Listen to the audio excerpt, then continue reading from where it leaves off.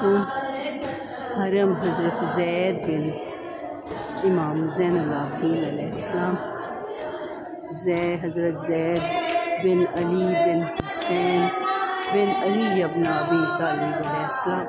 मौला ज़ैद जो हैं हज़रत इमाम ज़ैनुल आबिदीन के बेटे, इमाम हुसैन के पोते और मौला अली के परपोते हिजरा तैयबा ज़ियारत करके तो